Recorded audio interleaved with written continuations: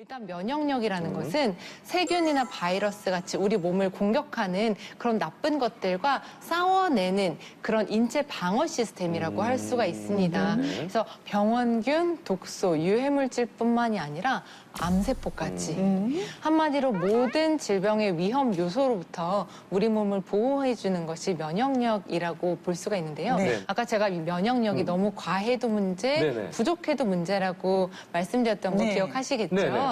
이렇게 면역력은 무조건 높은 게 좋은 거다가 아니라 중요한 것은 면역의 균형입니다. 네. 밸런스. 네. 자, 그러니까 면역이 어느 한쪽으로 쏠리지 않고 네. 시소로 비유하자면 이게 딱 한가운데. 그렇죠. 이 수평을 이루는 게 가장 좋은 거다. 네, 맞습니다. 네. 면역력이 높을 때와 낮을 때 우리 몸에서 어떤 일이 일어나는지 더 친절한 진료실답게 친절하게 실험을 통해서 알려드리도록 하겠습니다. 네. 네.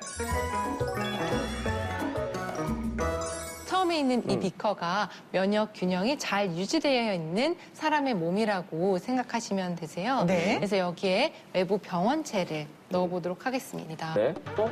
여기에, 여기에. 아니 저는 색이 좀 약간 짙은 색으로 변할 줄 알았는데 보면은 네. 다시 원 상태예요. 네, 원 상태로 이렇게 복원을 해주는 게 바로 우리의 면역력이라고 물색깔이 볼 안 수가 있습니다. 바뀌었어요. 그럼 그 다음에는 네. 면역력이 떨어졌을 때를 좀 보여드리도록 할게요. 가운데 비커가 면역력이 떨어졌을 때예요. 네, 맞습니다. 예. 그러면 어떻게 될까요?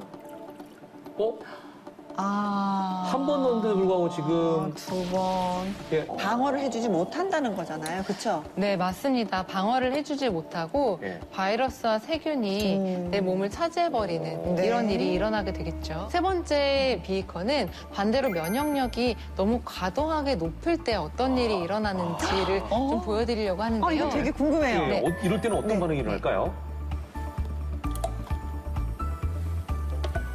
보시면 끓어요. 네, 이렇게 부글부글 끓는 게 다 보이시나요? 네, 보여요, 보여요. 지금 확 뭐 올라오는데? 네, 이렇게 면역 과잉이 일어나는 상태는 꾼을 무찌르려다가 오히려 내 몸을 나를. 더 안 좋게 만드는 그런 역할까지 하게 되는 것입니다.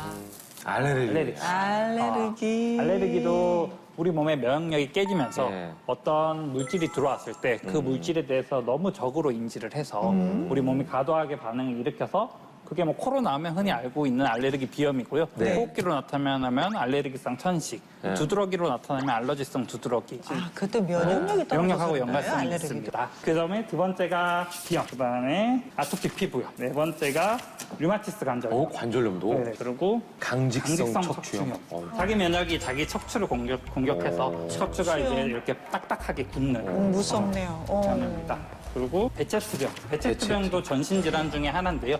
이제 궤양을 동반한 그런 다발성 네. 병이 생긴다. 그다음에 루푸스. 루푸스. 이거 루푸스도 많이 들어보셨을 건데요. 예, 예. 이것도 다발성으로 여러 단계에 생길 수 있는 자기 면역 체계에 이상이 생기면서 생기는 병 중에 하나입니다. 그리고 마지막으로 자, 짜잔. 대상포진? 네, 통증의 이제 왕이라고 불리는 대상포진도 심지어는 이제 내 면역력이 떨어짐으로써 생기는 질환 중에 하나예요. 예. 지금 면역력이 깨지면 생기는 질환 8가지를 쭉 얘기해 주셨거든요. 네. 예. 그런데 이런 고통스러운 질병에 대해서 막 싱글싱글 웃으면서 얘기를 해주시니까 의사 선생님이 더 무서워 보이기도 합니다만. 저는 50대 중반의 여성입니다. 저는 어릴 때부터 자주 아팠어요. 어렸을 때부터 워낙에 잔병 치레가 많은 저였기에 조금이라도 아프면 부모님은 저를 업고 동네 의원에 달려가 면역력을 키워야 한다며 링거부터 맞게 했는데요. 그게 습관이 된 건지 갱년기인 요즘엔 조금만 피곤하고 기운이 없어도 병원을 찾아가 링거를 놔달라고 하는데요. 링거로 맞은 수액은 정말 보약처럼 제 몸의 기운을 보충해주는 역할을 하는 걸까요? 링거를 이렇게 계속 맞아도 되는지, 수액이 면역력에 도움이 되는지 궁금합니다. 일단 링거가 우리 몸에 도움이 되는지 알려면 링거의 원리를 조금은 알긴 해야 될 것 같습니다. 사람은 이제 누구나 이제 밥을 먹고 그 밥을 통해서 이제 소화라는 과정을 통해서 에너지를 흡수를 하는데 네. 만약 몸이 아프면 이제 정상적인 소화 기능이 안 되잖아요. 위장 장애가 대부분 오니까 당연히 면역력 저하에도 영향을 미치겠죠. 이런 링거액은 포도당과 아미노산, 지질, 비타민 등 필요한 이제 영양성분을 첨가해서 제조를 하는데요. 기본적으로 혈액 농도랑 비슷해서 네. 혈관에 바로 투입도 할 수 있고 소화시키는 번거로운 절차도 없어서 바로 에너지와 영양을 얻을 수 있죠. 그런 분들 계시는데 이거 진짜 드라마 보면 의사분들이 맞아요. 피곤해. 본인이 얘기하라. 여기까지는 그건 약간은 그건 좀 드라마의 성향이 이거 안 됩니까?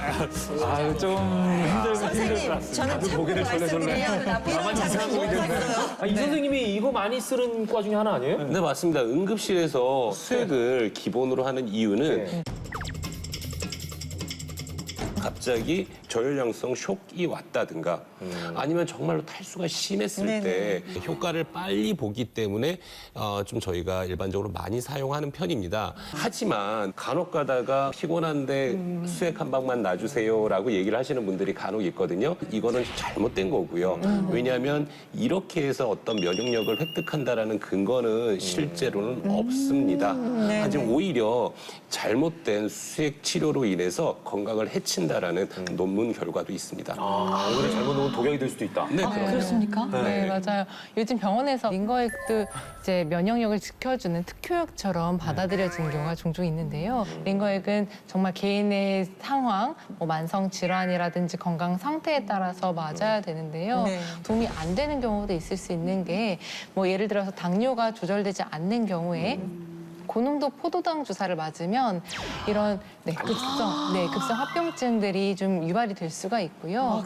1리터 용량의 5% 포도당 링거액의 열량은 200kcal로 밥 반 공기 정도의 열량에 해당이 됩니다. 네. 그렇기 때문에 식사만 충분히 잘 하셔도 충분히 채울 수 있는 열량이라고 보시면 될 것 같습니다. 링거 맞는 거 쉽게 생각해서는 안 되겠네요. 네네. 선생님의 설명을 들어보니까. 그러네. 실제로 우리가 링거액을 맞으면은요, 그게 체내에 머무는 시간이 별로 되지도 않아요. 그러니까 순간순간 링거액에 의지하는 것보다는 이제 면역력을 높이는 스스로에게 이제 하는 것이 더 중요한 습관적으로 내 몸을 그렇게 믿는 하는 그렇죠. 그래서 사연 속 주인공분은 저게 좀 습관이 된 것 같아. 이거는 사실 뭐 돈 주고 살 필요도 없는 공짜인데 면역력을 이렇게 스스로 얻어야지 외부에서 링거액 같은 걸로 하는 거는 그렇게 바람직하다고 볼 수 없죠. 발끝을 어깨 넓이 정도로 벌려주시면 됩니다. 엄지발가락이 서로 닿을 수 있게 그렇게 했다가 새끼발가락이 바닥에 닿을 수 있게 그렇게 움직이시면 되고요. 빠르게 50에서 100회 정도. 이렇게 빠르게? 네네, 그렇게. 이거 치는 거네요, 선생님. 네네. 네, 이 운동은 단순히 발바닥을 자극하는 것이 아니라 장기의 온도까지 높여주면서 우리 몸의 면역을 좀 높여주는 그런 효과가 있습니다. 네. 진짜 열나네. 여기가 화끈화끈해요. 근데 보통 이게 여자분들은 앉아서도 하지만 누워서 잠자기 전이나 아침에 일어나서 좀 네네, 몇 번 맞아요. 여자 해주거든요. 같으면 누워서 합니까? 네네, 그렇게 할 수 있죠. 네, 그렇게 할 수 있죠.